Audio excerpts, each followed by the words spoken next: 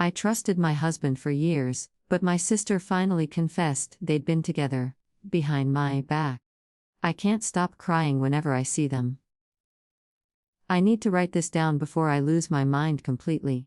Before I forget what it felt like to be the person I was 6 months ago, when I still had a family, a marriage, and a sister who looked me in the eye.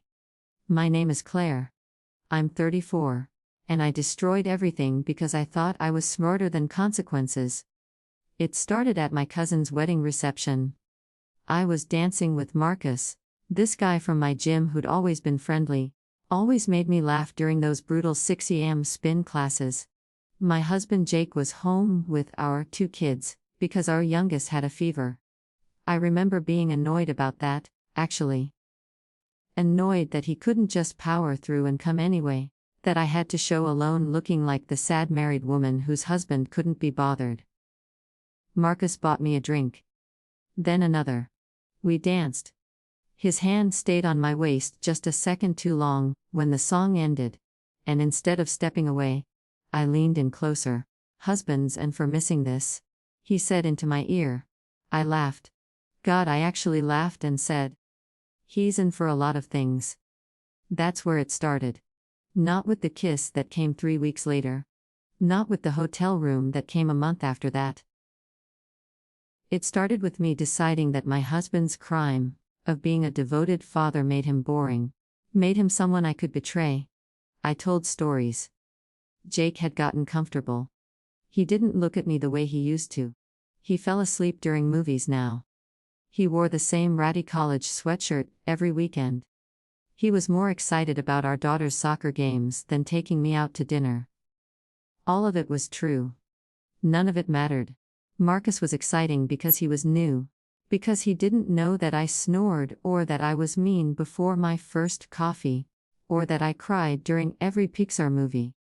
He saw the version of me I performed at the gym, the one with makeup and carefully chosen leggings and no dark circles under my eyes. I started lying about working late. Started volunteering for weekend conferences that didn't exist. Jake never questioned it, because Jake trusted me completely. The way trust someone built with. Someone who stood beside during father's funeral. Someone who held hand through 2 difficult pregnancies. The affair lasted 4 months. 4 months of hotel rooms and secret texts, and a burner phone hidden in my car. 4 months of coming home and kissing my children goodnight, with Marcus's cologne still on my skin. 4 months of watching Jake make breakfast for our kids, pack their lunches, ask about my day, tell me he loved me, while I nodded and smiled and died a little more inside. Except I didn't actually inside. That's the thing that haunts me now. I felt alive, I felt wanted. I felt like the main character in my own story instead of just someone's mom, someone's wife. My sister Emma knew something was wrong. She kept asking if everything was okay, if Jake and I were fighting. I brushed her off. Told her I was just stressed with work. She didn't believe me, I could tell. But she stopped pushing. I should have paid more attention to that. To the way she stopped pushing. Marcus started talking about the future. About me leaving Jake. About how we could be together for real. And that's when reality started creeping in through the cracks in my fantasy. Because I didn't want to leave Jake. I wanted to keep Jake, keep my family, keep my comfortable, and also keep the exciting secret that made me feel special. I wanted everything and nothing all at once. I broke it off with Marcus on a Tuesday. Told him it was a mistake, that I loved my husband, that I was sorry. He called me a coward. He wasn't wrong. I went home that night planning to bury it forever. Planning to be the wife Jake deserved. Even if he'd never know how close he'd come to losing that. I walked in the door with flowers I'd bought at a grocery store. Ready to suggest a date night. Ready to start making amends for sins my husband didn't even know I'd committed. Jake was sitting at the kitchen table with my sister. They both looked at me with identical expressions. I couldn't read. The flowers suddenly felt heavy in my hand. "Claire," Jake said quietly. "Emma needs to tell something." My sister was crying. Actually crying. mascara running down her face in black rivers. And I felt this surge of irritation because whatever crisis she was having, I was trying to salvage my marriage here. I was trying to come back to my. I'm so sorry. Emma whispered. I'm so sorry. What's wrong? I asked, setting the flowers down, still not understanding. I've been seeing Jake, she said. For 2 years. We've been together for 2 years. The words didn't make sense at first. They were in English, I recognized each individual word, but together they formed a sentence that belonged in someone else's, not mine. What? It came out as barely a whisper. Jake's face was stone. I know about Marcus. Emma told me. She's known for 3 months. She saw with him. The room tilted. The edges of my vision went dark, so she decided to tell me the truth. Jake continued, his voice flat and dead. About us. About her. About everything. I looked at my sister. My little sister who I'd taught to ride a bike. Who I'd helped through her first breakup. Who'd been my maid of honor at my wedding. The wedding where she'd stood beside me while I married the man she was already sleeping with. I couldn't finish the sentence. I tried to stop. Emma said, sobbing. So many times. But Jake and I, we fell in love. We didn't mean to. It just happened. Just happened. Those words. The same words I'd used to justify Marcus. Our wedding, I asked. At our wedding, 3 months before. Jake said. It started 3 months before wedding. My wedding. I corrected. Not my wedding. Married me while. I tried to call it off. Jake said. Emma and I both agreed I should. But we're so happy about the wedding. Mom had already put deposits down, and I convinced I could make it work. That I could love both. I started laughing. Actually laughing, this horrible, broken sound that didn't sound like it came from me. I cheated on, I said. For 4 months. And been cheating on me with my sister for our entire marriage. For longer than marriage, Emma said quietly. We never stopped, even after the kids came. The kids. Our kids. My daughter Sophie, who looked just like Jake. My son Tyler, who had his smile. Do they know? I asked. No, Jake said quickly. No, we would never. But do everything else. I said. Lie to them for 7 years. Let them think their family was real. The next 3 weeks were a blur of lawyers and crying and sleeping on my best friend Rachel's couch, because I couldn't stay in that house. Couldn't look at the bed, where Jake had made promises to me, while keeping different promises to my sister. Couldn't watch my kids eat breakfast at the table, where my entire had detonated. Jake moved out. He got an apartment across town, took the kids every other week, per the temporary custody arrangement. And Emma, my sister, the person I'd shared a childhood with, stopped answering my calls entirely. My mother tried to stay neutral. Actually said those words to me. I need to stay neutral, Claire. Emma is my daughter too. She slept with my husband, I said. For 7 years. Through my wedding. Through 2 pregnancies. While I was nursing Tyler, was she in my house? Was she holding my baby while planning her next night with my husband? Mom just cried and said it was complicated. That Emma had always struggled with my success, with feeling second best. As if that explained anything.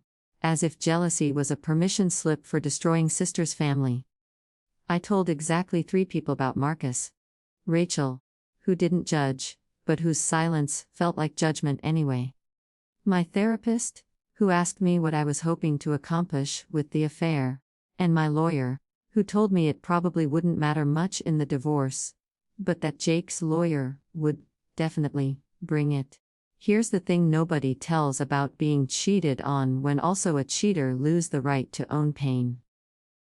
Every time I started to cry, started to rage about what Jake and Emma had done, this voice in my head would whisper, but did it too? Or just as bad? Have no right to be. Except I did. In ways I didn't know were possible. Because Jake's betrayal wasn't just about our lies. It was about my sister. It was about every family dinner where they sat across from each other and I never noticed. Every Christmas morning.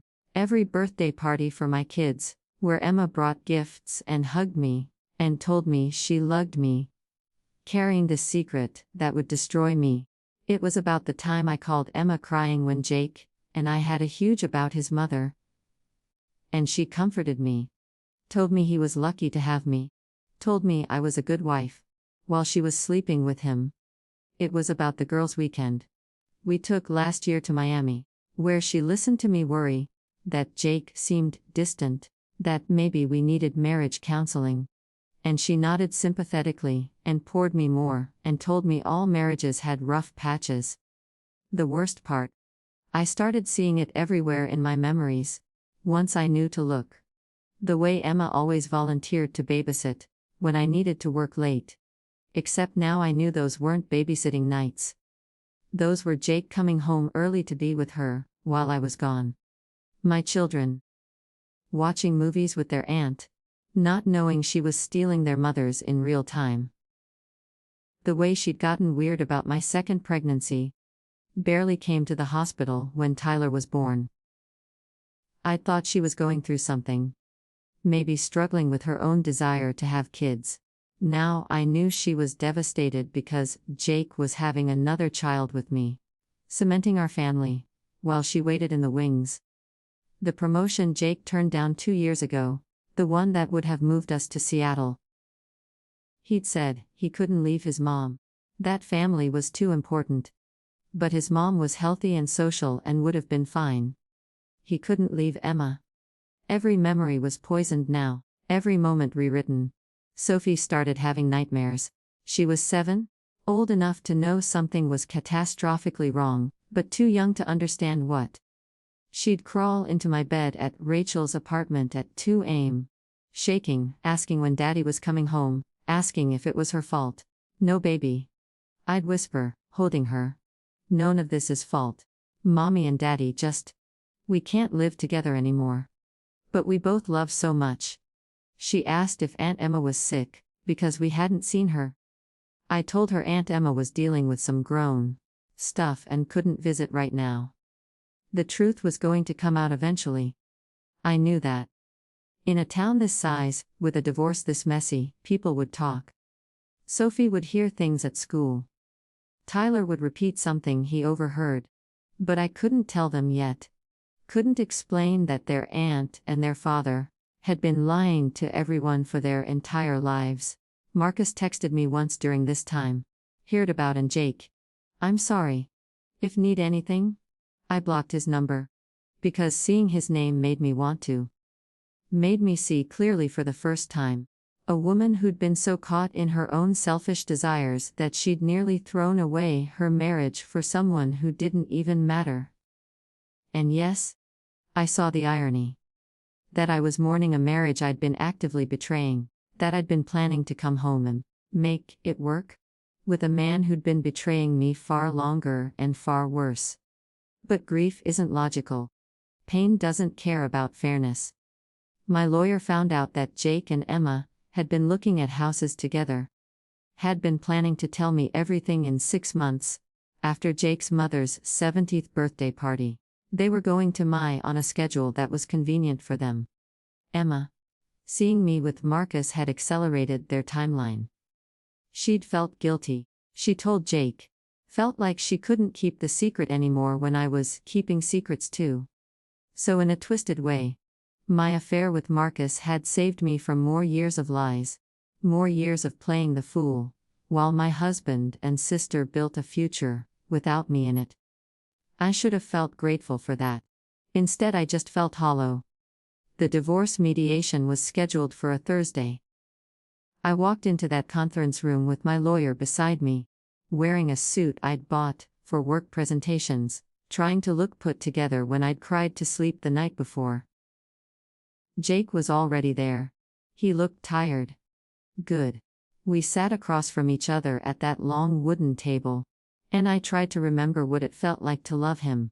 Tried to access the version of Claire who'd met him in college, who'd thought he was the funniest, kindest, most genuine person she'd ever known. I couldn't find her. She was gone, buried under layers of betrayal and lies, and the sound of my daughter crying herself to sleep. Claire. Jake started, and I held my hand. Don't, I said. Don't say my name like that. Like still have the right to sound pa. Cheated too, he said quietly. For 4 months, I back. Cheated with my sister for 7 years. For our entire marriage. Those aren't the same thing, Jake. I know, he said, and his voice cracked. I know they're not. But Claire, I did love. I do love.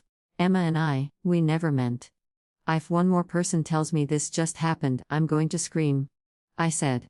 Nothing just happens, made choices. Every single day for 7 years, both made choices. My lawyer touched my arm gently. Claire, let's focus on the custody arrangement. Right. Custody. The thing that mattered. We hammered out the details, week on, week off. Holidays split down the middle. Jake got them for Christmas this year. Since I'd had them last year. Back when we were still a family. Back when I'd taken a photo of all 4 of us in matching pajamas, that was still on my Instagram. I hadn't posted anything since the separation. Hadn't changed my relationship status. Hadn't done anything, except exist in this limbo, where everyone knew something was wrong, but nobody knew the full story. There's one more thing. Jake's lawyer said, sliding a paper across the table. Emma would like to remain part of the children's lives. She's asking for aunt visitation rights. I laughed. Actually laughed, loud and bitter in that quiet room. No, I said. Claire, she's their aunt. Jake started.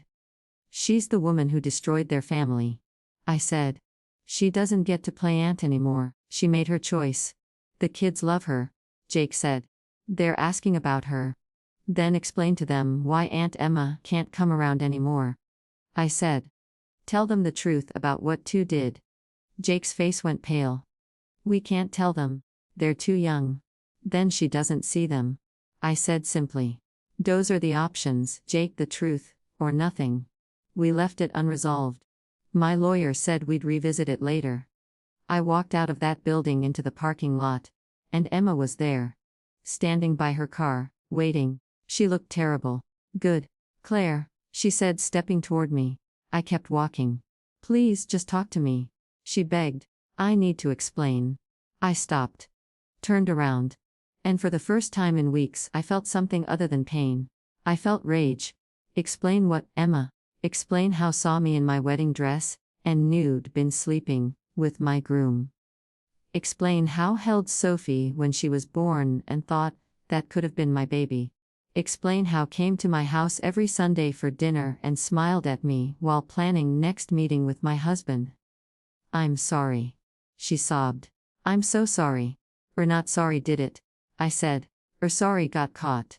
There's a difference. I love him, she said. I know don't want to hear it, but I do. I love him. Then I hope we're happy together. I said, and my voice was ice. I hope every time look at him, remember what destroyed to have him. I hope it was worth losing sister, niece and nephew, family. I hope he's worth all of that, Emma. I got in my car. Drove away. And I didn't look back. That night. Sophie asked me again when she could see Aunt Emma. And I sat her down, with Tyler beside her, and I told them a version of the truth. Aunt Emma did something that mommy very badly. I said. And right now we need space from her, that's not fault. And it doesn't mean she doesn't love. But grown up sometimes make mistakes that change relationships. What did she do? Sophie asked. That's between her and me. I said. But I promise, it had nothing to do with our brother. Didn't do anything wrong. Tyler started crying. He was only 5, too young to understand, but old enough to feel the loss. And I held them both while they cried for their aunt, for their family, for that they used to have. And I hated Emma and Jake for making me be the one to comfort them through pain those two had caused. But mostly, I hated. Because I knew that in some parallel universe, if I'd never slept with Marcus, if I'd been the faithful wife, I could have claimed the moral high ground completely. I could have been purely the victim, purely wronged. Instead, I was this, a cheater mourning her cheating husband's cheating with her cheating sister. A mess of betrayals folded into more betrayals. And 2 kids caught in the middle who deserved none of it. 6 months later, and I still can't breathe right. The divorce was finalized in March. I got the house because Jake didn't want to for it. And honestly, I think he was relieved. Easier to start fresh, in a new place, with Emma, than to live surrounded by the ghosts of what he'd destroyed. Except I can't escape those ghosts either.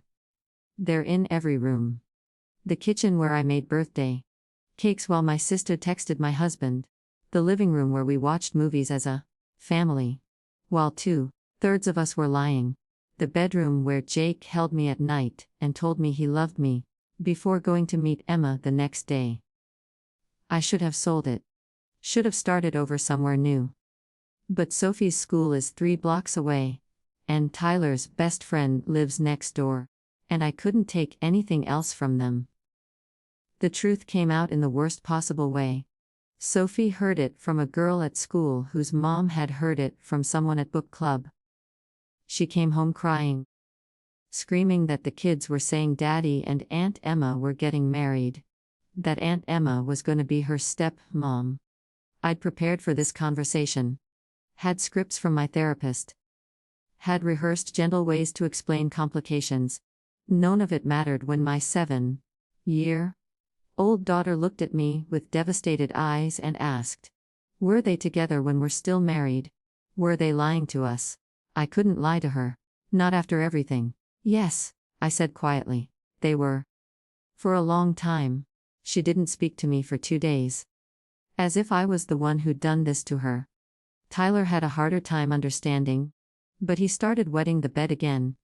Something he hadn't done since he was 3. Started having meltdowns at school.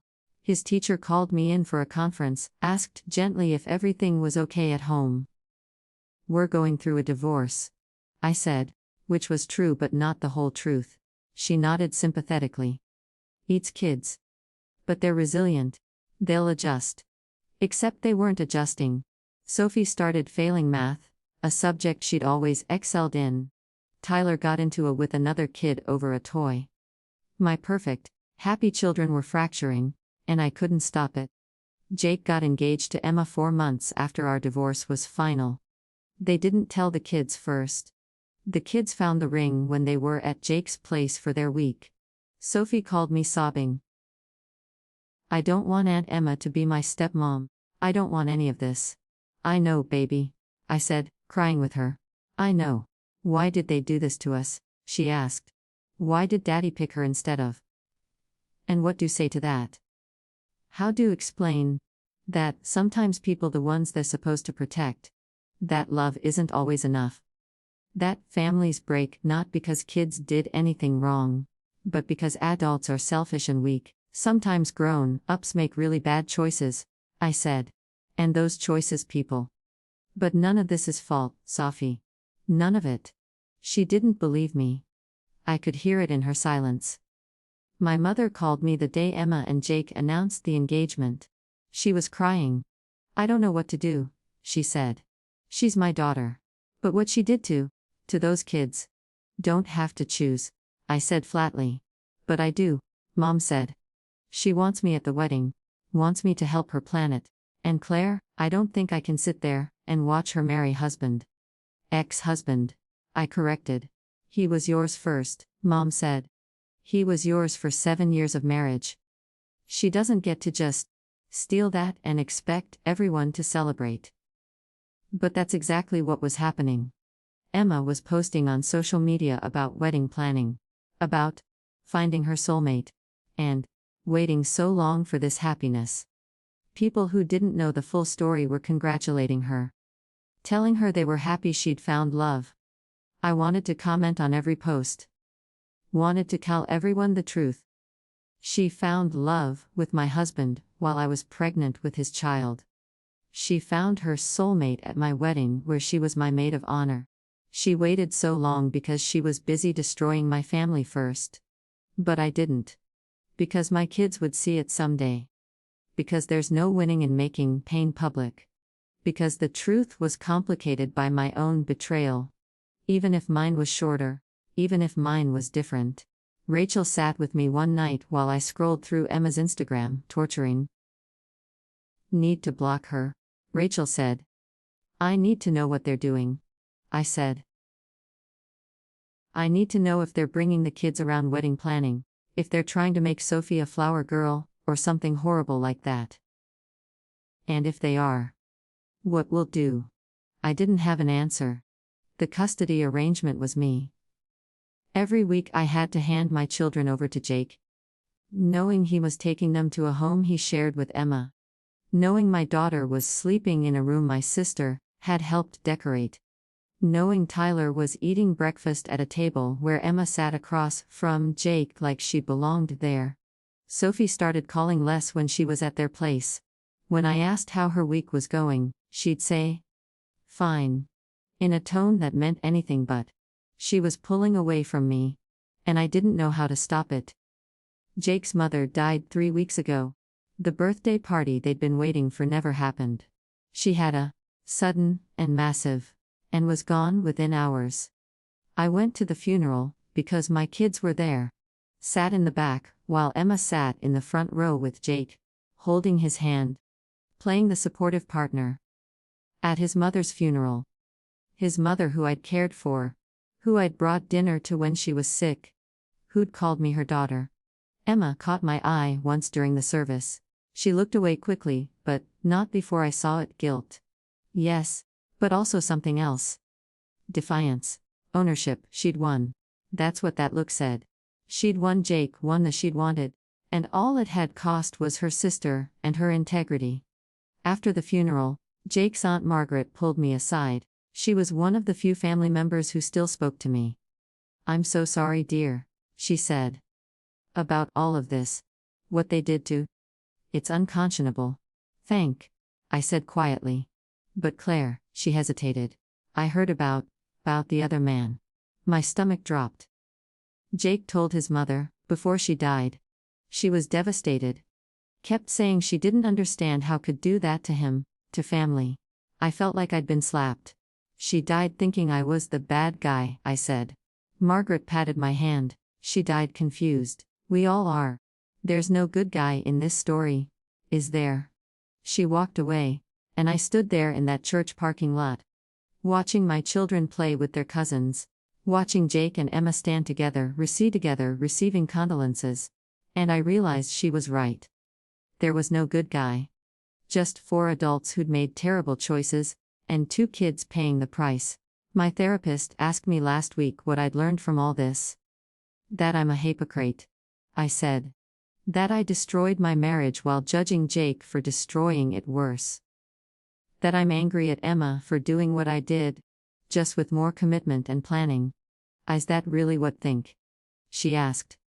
"I think I don't get to be the victim when I was also the villain," I said. "I think my kids are suffering because all 3 of us, me and Jake and Emma, we all put ourselves first. And now Sophie's in therapy and Tyler's on anxiety medication, and I can't even be fully angry because I'm guilty too." "Can be both," she said. "Can't have done wrong and been wronged. Those things can coexist." "But they don't, not really?" "Not in my head, where every time I start to Jake and Emma, I hear Marcus's voice, feel his hands, remember my own lies." Last week, Sophie asked me a question I wasn't prepared for. "Mom, did ever lie to Daddy? Like he lied to? Like he'd have said no?" She's 7, she doesn't need to know everything. But I'd spent too long living in lies. Lies from Jake, lies from Emma, lies I'd told. "Yes," I said. "I did, not for as long and not with someone in our family. But yes, I lied. I made mistakes too. So we're both bad," she said. Not a question, a statement. "Both made very bad choices," I agreed. "And I'm sorry have to live with the consequences of choices that weren't yours." She was quiet for a long time.